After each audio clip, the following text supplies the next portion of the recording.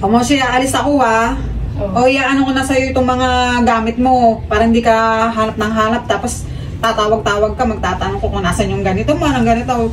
Huwag kang tatawag sa akin ha, tsaka magchat-chat na maghahanap ka lang ng mga kung ano-ano.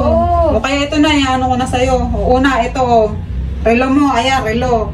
Relo mo, nasa kwarto sa ibabaw ng cabinet. O ayan, cabinet yan ha, ayan yung relo mo. O ayan, tichikan ko na. O, plus, nasa bar. Ha, ito, plus. O, ayan. Bar. O, ayan ha, tichikan ko na ha.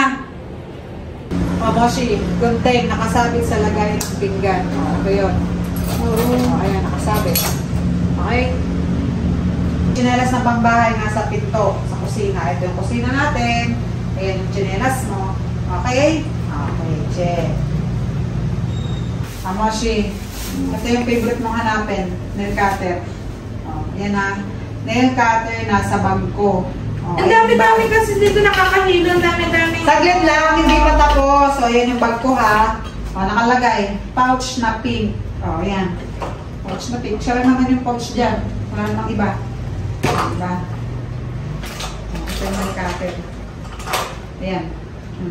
O, naiintindihan? O, pirma ka dito. Para tayo. Transparent tayo.